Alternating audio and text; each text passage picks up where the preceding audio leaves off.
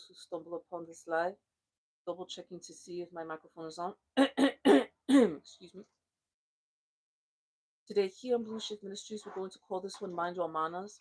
I want to go deeper into this. I noticed that the excuse me, that we're living in a day and age of people just have no self-discipline and do not know how to mind their manners, and manners are extremely important. I notice people, their response to everything is either a yelling, a cursing, or humiliation, and that's not the way. I just did a video on depletion. I asked all of you to see that video and to please share this video with as many people as you can, because manners are extremely important.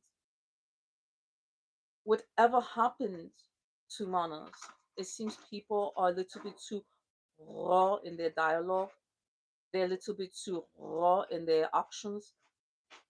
Remember, complaining is a sin. Do not overdo the complaining.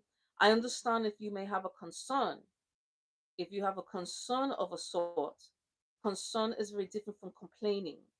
We'll say it again, complaining, concern is very different from complaining. Now, what is the difference? People who complain usually do nothing about it to fix it. So the complaint is like, for example, if you have something wrong with you, excuse me, if there's something wrong anywhere, just simply go about it and fix it. If you need help in fixing it, ask for assistance. Do not become a complainer, because once you become a complainer, more than likely most people will not turn to you, will not rely on you, will not give you the job, or you will not be able to sustain yourself. Remember, be more of a solution than a problem. Be more of a doer, not a talker. There is a such thing as talking too much. Be careful what you say, words have power. I'm going to say it again. Be careful what you say, words have power. Do not continue to be too much of a talker, especially if you're complaining all the time. Those sins will work against you, and they'll work against your children, your bloodline. I do understand that sometimes you may be upset or angry, but remember, anger is a poor leader.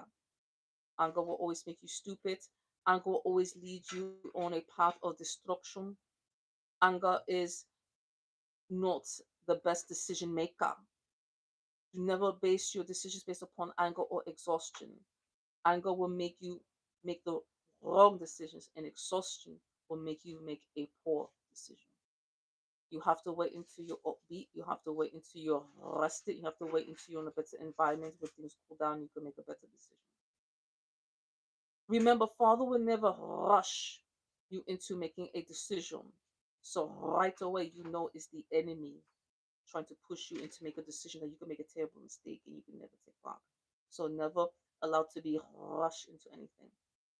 You're in a situation that's an emergency, ask Father for guidance. Always bring everything to Father. You must mind your manners even when you're talking to Father and when you're praying. Do not have attitude about attitude when you're speaking to Father. I know some of you may say, well, I do not know how any other way to communicate out here. That's just a cop out.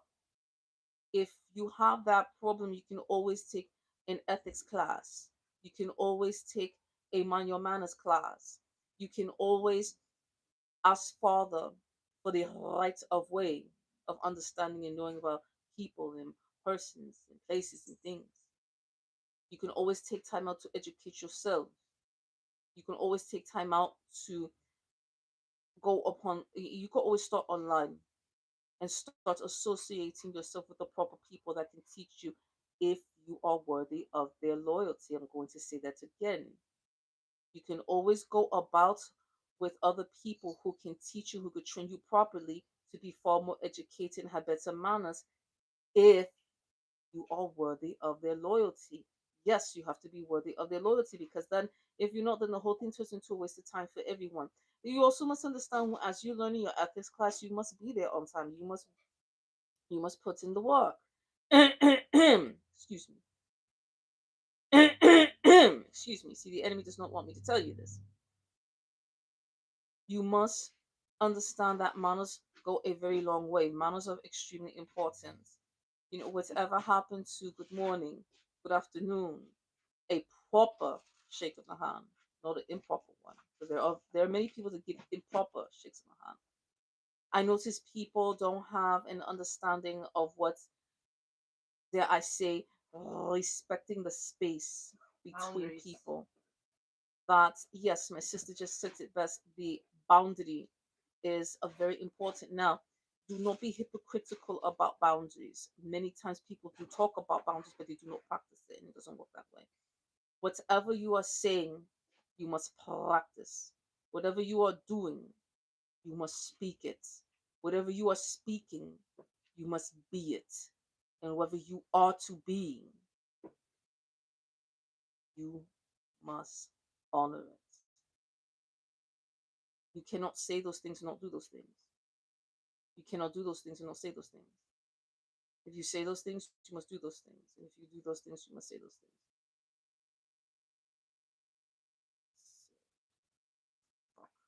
I'll talk, you know. Yeah, я говорю немного русский. Дин, мудрость.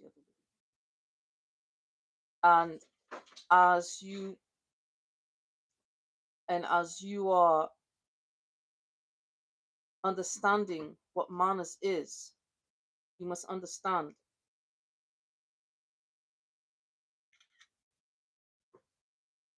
that if you are going to have those manners, you must establish those manners with the people that you want to establish trust. Because trust is everything. Trust.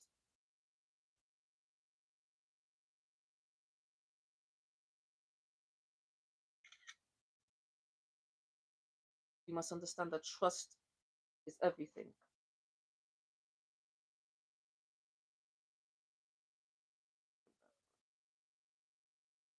Okay.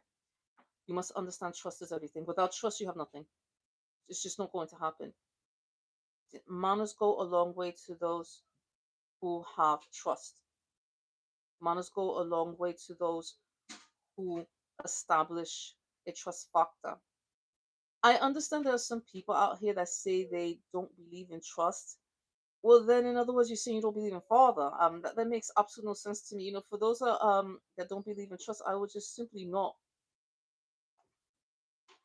even bother with them. To trust is everything. The manners that you are establishing is not only for yourself, it's also for your children and your bloodline. You must set the example. You must take leadership for manners. The manners upon everything.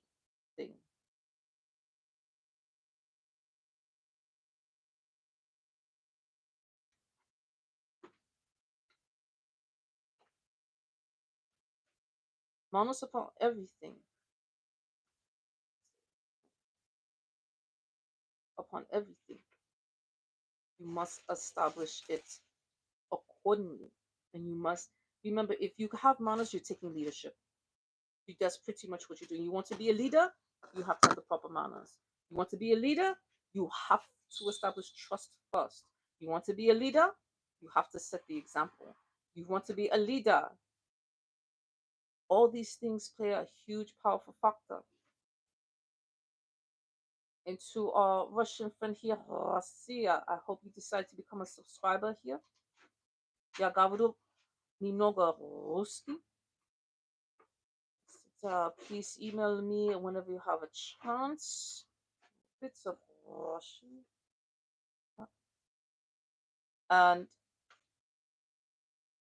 to all those who understand what trust is, especially Russia, interesting that you were tuning at this time. No, we understand each other better. Trust is everything. Without it, you have nothing. And this is where manners could go a very long, long way. So mind your manners, mind your words, and mind your environment, because you never know when you may have to lead people someday, and people will only follow who they trust. I want to talk about respect for a moment a little bit because I feel respect is a worn out word, and I feel it's not enough, that you cannot have one thing without another. For example, do you really respect someone you don't trust? Of course not. So when it comes to these things of the worn out word respect, which I personally do not use, I always say the word trust, because trust is better than respect. And trust is the only thing that can establish itself, not only for you, but for your children, your bloodline, and for many, many years to come. Remember who you serve. We serve a God who never dies and always rise from the kingdom of the Most High. We must fast, repent, always be obedient and bloodline cleansed. Believe in Jesus always.